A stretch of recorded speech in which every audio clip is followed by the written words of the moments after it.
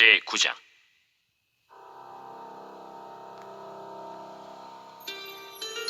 다윗이 이르되, 사울의 집에 아직도 남은 사람이 있느냐?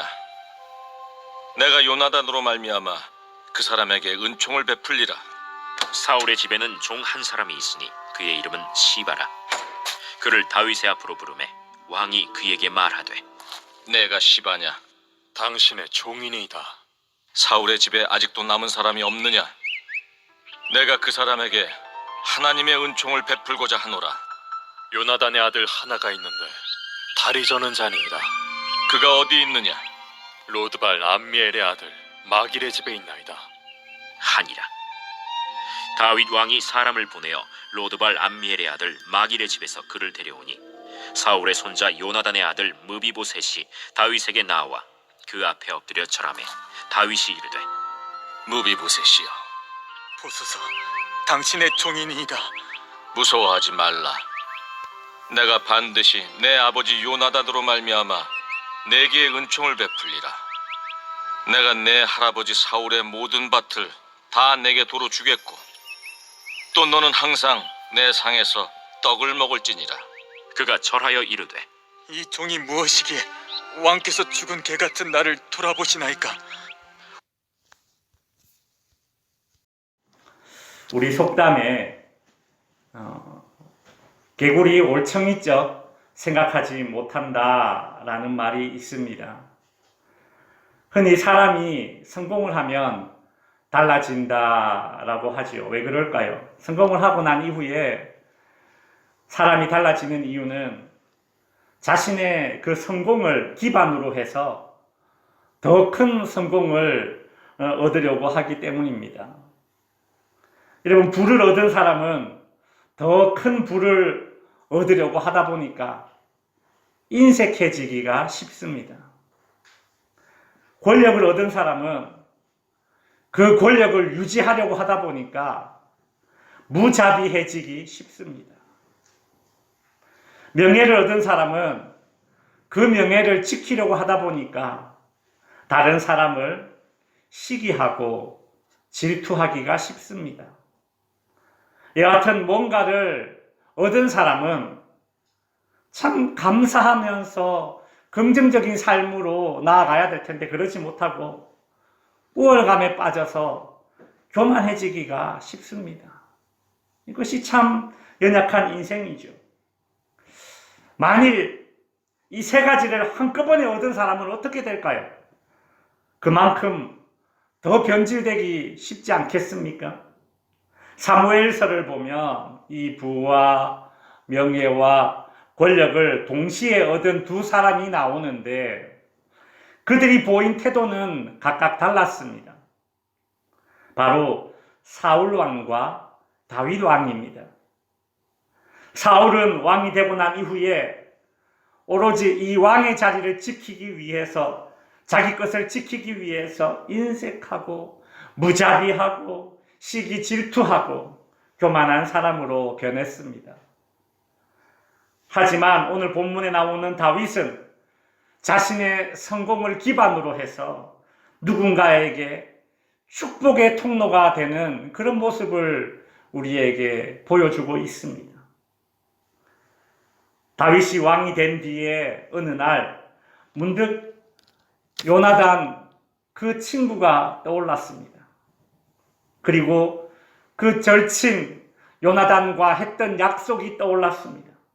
오늘 본문 1절에 보시면 다윗이 이르되, 사울의 집에 아직도 남은 사람이 있느냐? 내가 요나단으로 말미암아 그 사람에게 은총을 베풀리라 함이라.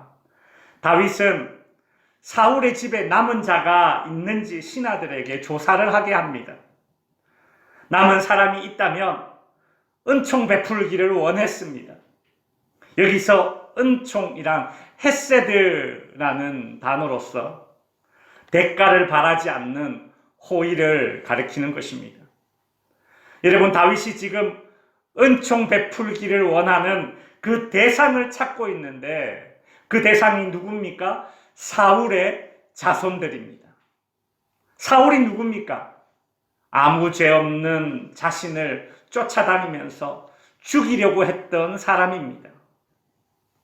요즘 스토킹 범죄가 심합니다. 여러분 한번 상상해 보십시오. 어떤 사람이 여러분을 계속 따라다닙니다. 멀리서 계속 나를 훔쳐봅니다. 사진도 찍고 심지어 여러분의 집에 몰래 들어와서 뒤지고 여러분의 속옷을 훔쳐가거나 한다면 여러분 그런 삶이 하루하루가 얼마나 불안하겠습니까?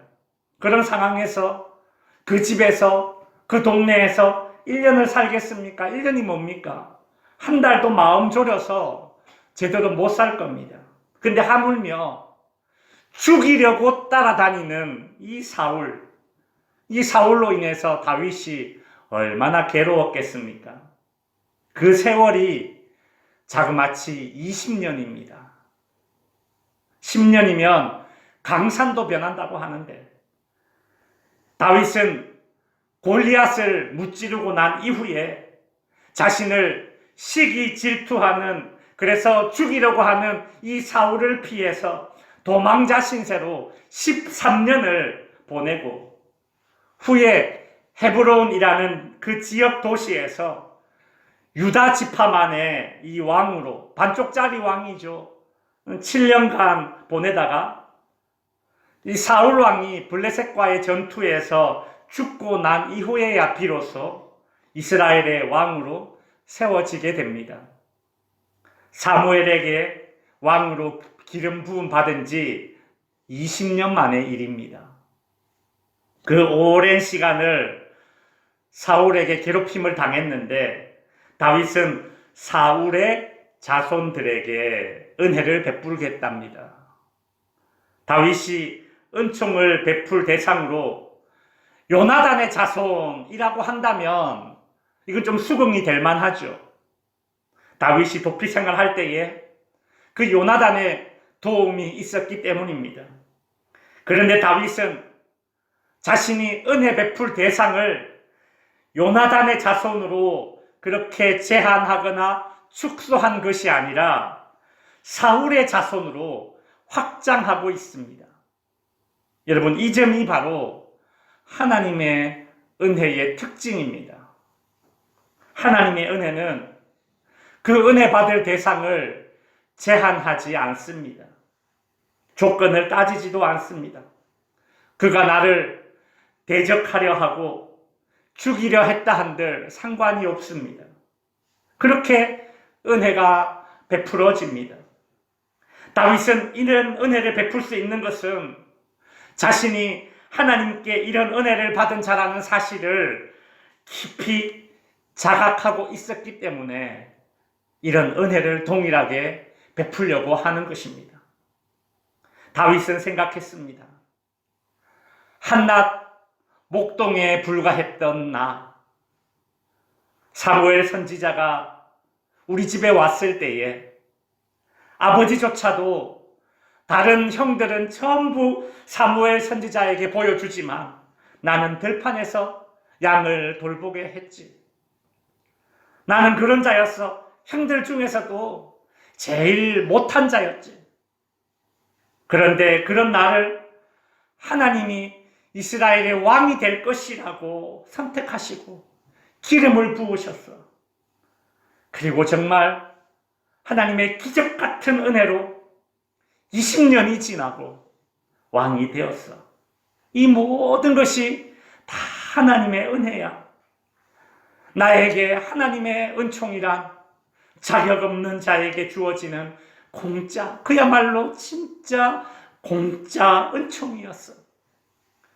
여러분, 이것이 다윗의 본 바탕입니다. 다윗은 제한하지도 조건을 따지지도 않는 그 은혜가 하나님의 은혜의 특징이라는 것을 정확하게 알고 있었던 사람입니다. 오늘 본문 3절에 보시면 왕이 이르되 사울의 집에 아직도 남은 사람이 없느냐? 내가 그 사람에게 무엇을?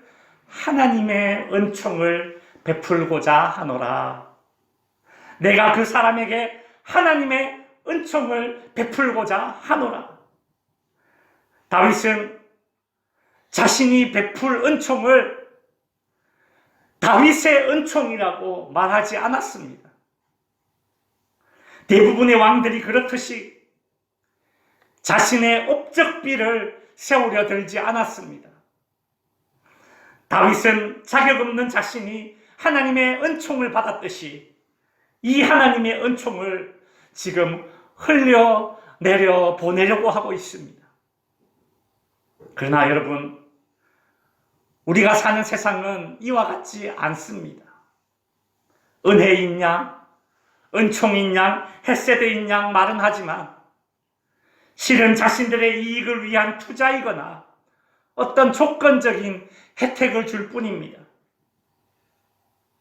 여러분, 시내 나가면 공짜 폰 그렇게 크게 글씨를 써 붙여 놓고 휴대폰을 팔고 있는 가게들을 볼 수 있습니다.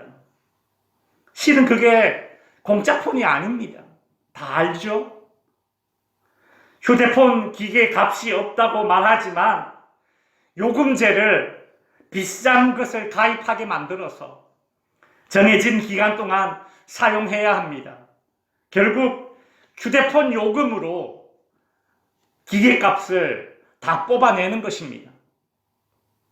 다윗은 왕이 되고 난 이후에, 즉 성공한 이후에 원수나 다름없는 사울의 후손에게 은총을 베풀기로 마음을 먹었습니다.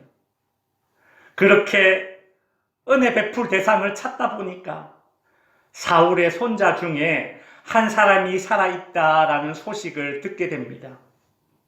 다윗은 시바를 불러서 그가 누구인가 라고 묻습니다. 오늘 본문 3절 후반부에 보시면 내가 그 사람에게 하나님의 은총을 베풀고자 하노라 하니 시바가 왕께 아뢰되 요나단의 아들 하나가 있는데 다리 저는 자니이다. 다리 저는 자니이다. 누가 있다고요?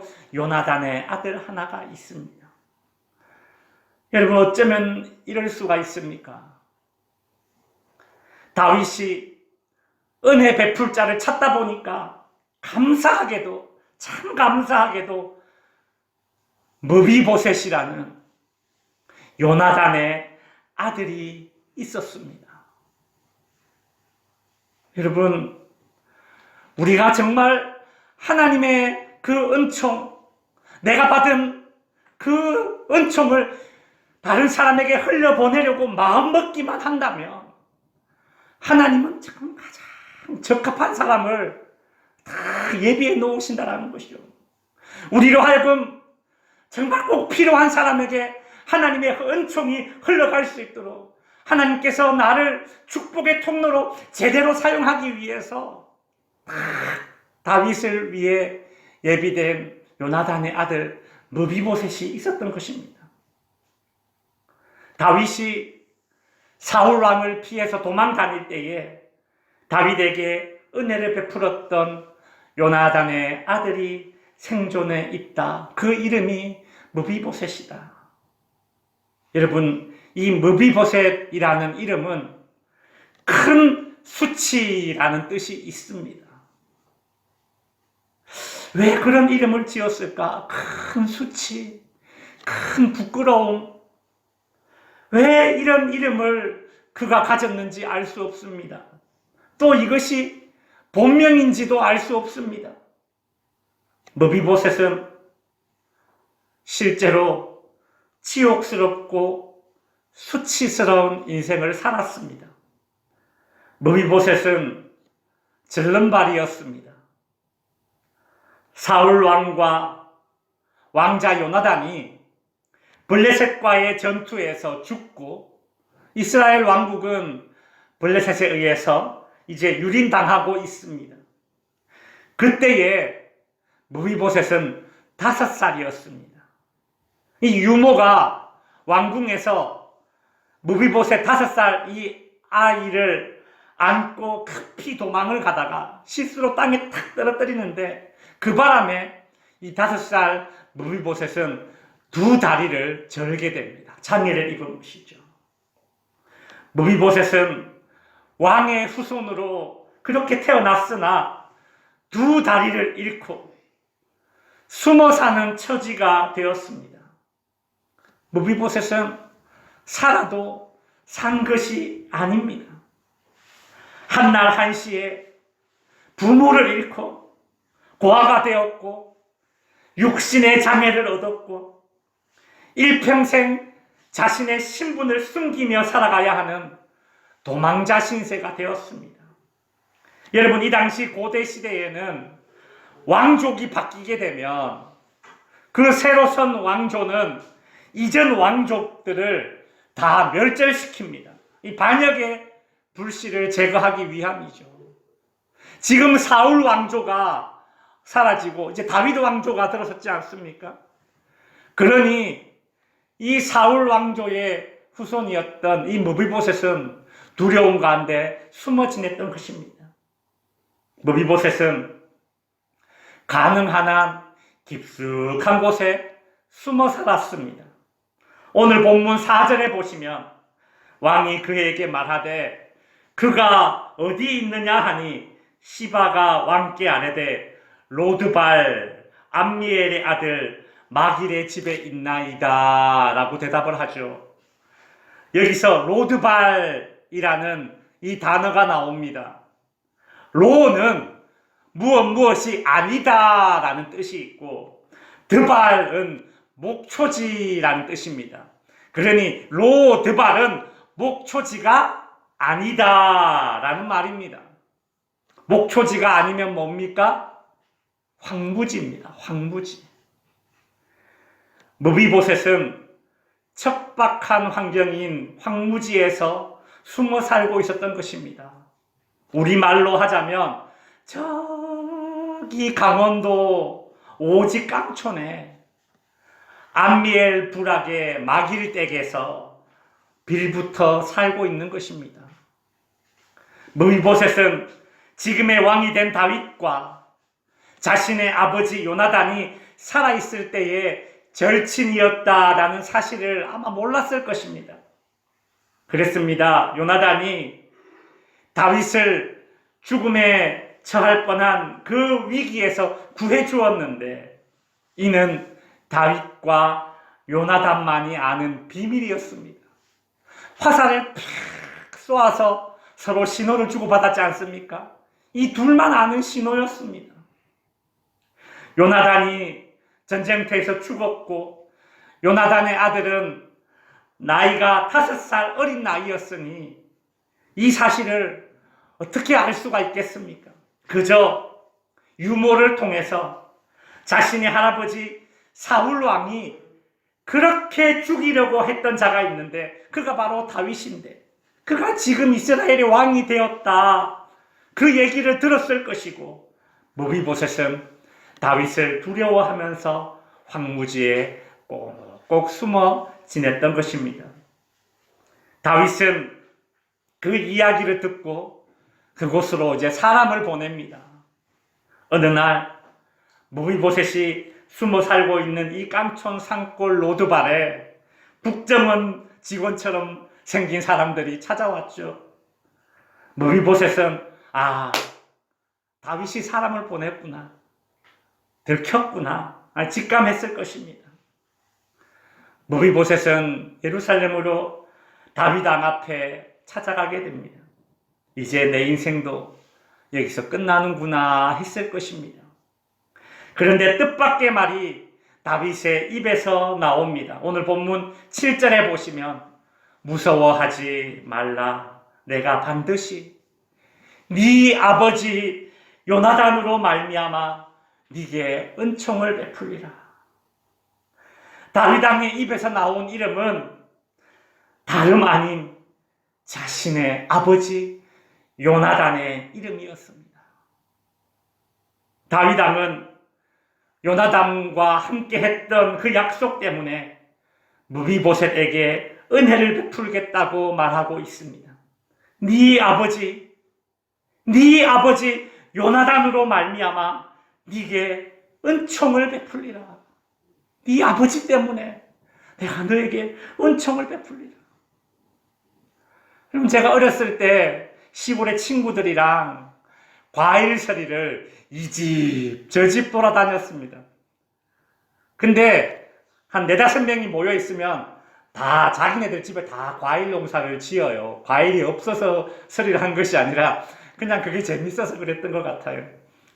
오늘은 우리 집에 가고 내일은 너네 집에 가서 과일을 따고 그 다음 날은 너네 집에 가서 포도를 따고 그냥 그렇게 이 집 저 집 자기네들 집도 그렇게 돌아다니면서 그렇게 과일서리를 했어요. 하루는 딱 끌렸습니다.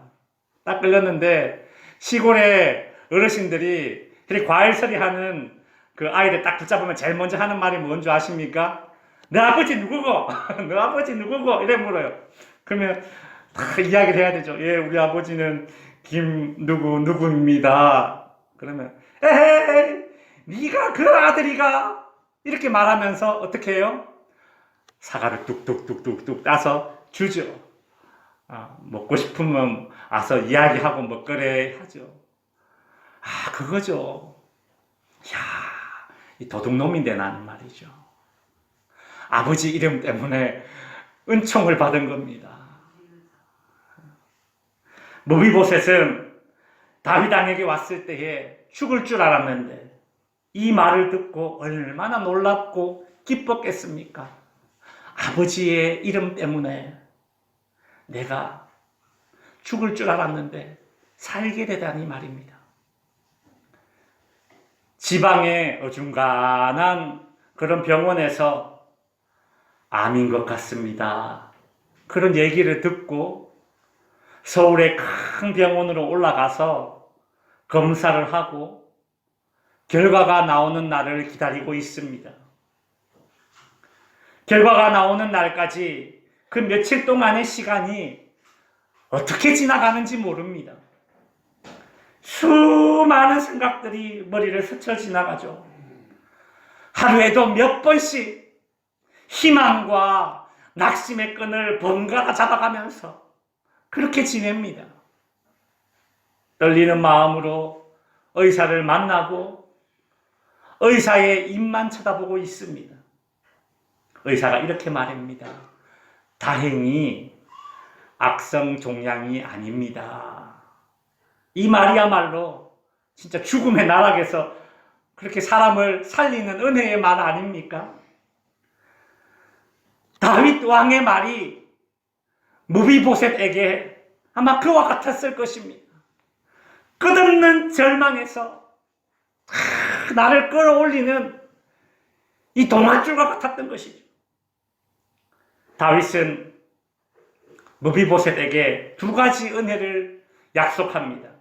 오늘 본문 7절 후반부에 보시면 내가 네 할아버지 사울의 모든 밭을 다 네게 도로 주겠고 또 너는 항상 내 상에서 떡을 먹을지니라. 첫째, 사울의 모든 재산을 무비보셋에게 주겠다고 합니다. 참, 이 깡촌, 그저 황무지에 숨어 살고 있는 무비보셋에게 매달 생활비만 줘도 참 감사한 일인데, 근데 무엇을 주겠다고 합니까? 할아버지 사울 왕이 가지고 있던 그 개인 자산, 왕의 개인 재산, 이 땅을 다시 다 돌려주겠다라고 말하는 것이죠. 어마어마했겠죠, 그죠? 그죠? 면마지기 이런 게 아니었을 겁니다, 그죠? 어마어마했어요. 왕의 재산이니까 어마어마했을 거예요. 아마 그 옆에 있는 이 다윗 왕의 신하들이 깜짝 놀랐을 겁니다, 그죠? 둘째로 왕의 식탁에서 먹을 수 있는 권한을 주겠다라고 얘기했습니다.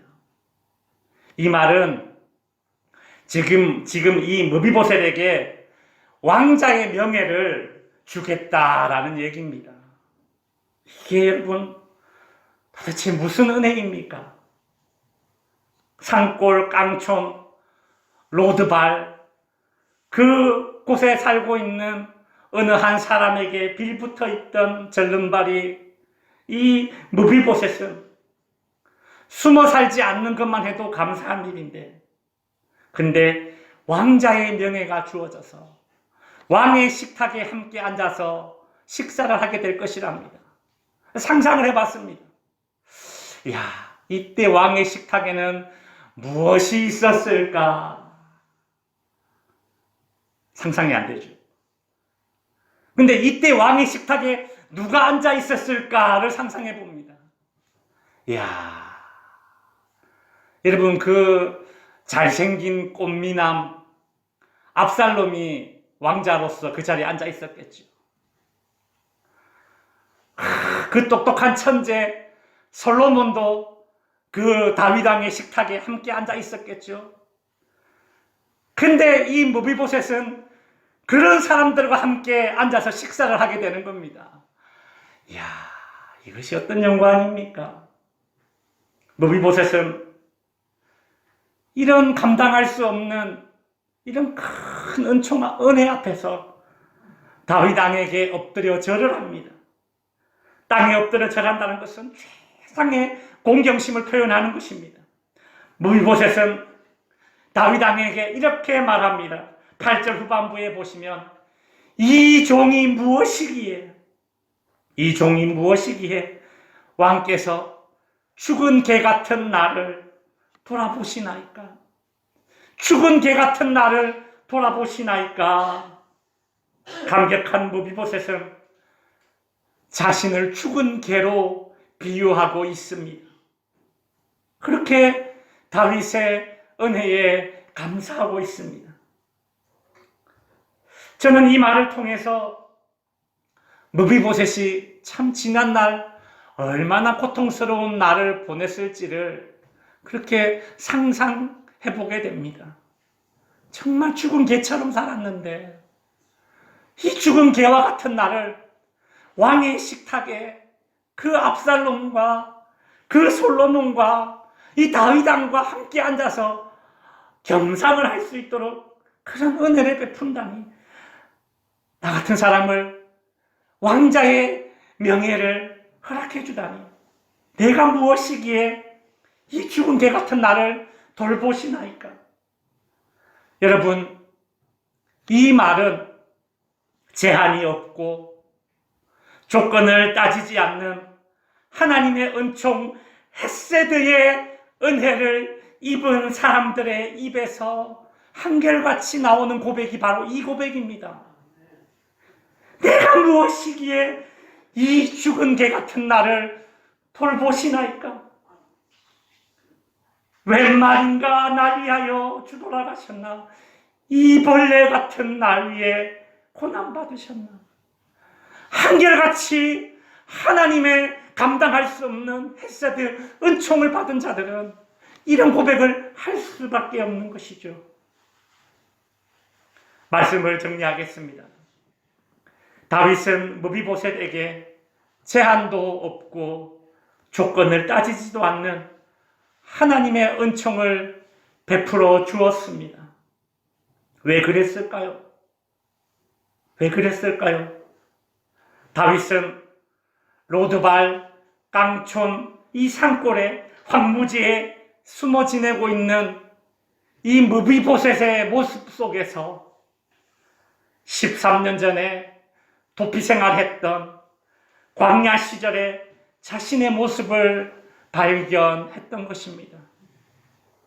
다윗이 광야에서 도피 생활하던 중에 지은 시가 시편 23편입니다. 내가 사망의 음침한 골짜기로 다닐지라도 해를 두려워하지 않을 것은 주께서 나와 함께 하심이라. 주의 지팡이와 막대기가 나를 안위하시나이다. 다윗은 광야에 숨어 지낼 때에 받았던 그 하나님의 은혜를 동일하게 황무지에 숨어 지내고 있는 무비보셋에게 그 하나님의 조건 없는 제한 없는 은혜를 흘려 보내고 싶었던 것입니다. 주께서 내 원수의 목전에서 내게 상을 차려주시고 기름을 내 머리에 부으셨으니 내 잔이 넘치나이다. 광야에서 헤매는 동안 다윗은 하나님과 동행했고 하나님은 다윗의 먹을 것을 책임져 주셨습니다. 쫓겨다니며 먹는 다윗의 식사는 늘 하나님과 함께하는 식탁의 자리였던 것입니다. 그 은혜를 이제 사울의 후손이자 요나단의 아들인 무비보셋에게 베풀고자 왕의 식탁에 무비보셋을 앉게 하였던 것입니다. 다윗은 자신이 받았던 하나님의 은총 헤세드를 무비보셋에게 조건 없이 제한 없이 흘려보냈습니다. 성도 여러분, 이 은총, 이 헤세드, 이 은혜가 지금도 저와 여러분에게 흘러 전해 내려지고 있음을 믿으시기 바랍니다. 무비보셋이 로드발 그 황무지에서 숨어 지내야만 했듯이 우리 또한 에덴 동산 밖에서 하나님을 피해 숨어 지내야만 하는 그런 인생들이었습니다. 죽은 개와 같은 인생이었습니다. 그런 우리에게, 자격 없는 우리에게, 죄 때문에 절대 무기력에 빠진 죽은 개와 같은 우리에게 하나님의 은총 헤세드가 임했습니다. 내가 예수 그리스도로 인하여 너에게 은혜를 베풀리라. 이것이 이 시간에도 지금도 우리를 향해 말씀하시는 하나님의 음성인 것입니다. 내 머리에 기름을 바르고 왕자의 명예를 회복시켜 주셨습니다. 여러분이 어디에 있든지, 여러분이 어떤 상황에 있든지, 내가 있는 곳이 깡촌 산골 로드발이라 할지라도 하나님은 그곳에서 우리를 불러서 하나님 나라의 유업을 물려주시고 매일매일을 하늘나라의 왕의 식탁에서 먹고 마시게 하십니다. 이것이 우리가 누릴 평생의 은혜임을 믿으시기 바랍니다. 기도하겠습니다. 하나님 아버지, 오늘은 다윗을 통해서 무비보셋에게 주어졌던 하나님의 은총 헤세드의 은혜를 살펴보았습니다. 그 제한 없고 조건 없는 은총이 로드발 산골 깡촌에 숨어 지냈던 무비보셋에게 임하였을 때에 무비보셋은 어찌하여 나 같은 죽은 개와 같은 나에게 이런 은혜가 주어졌는지 고백할 수밖에 없었습니다.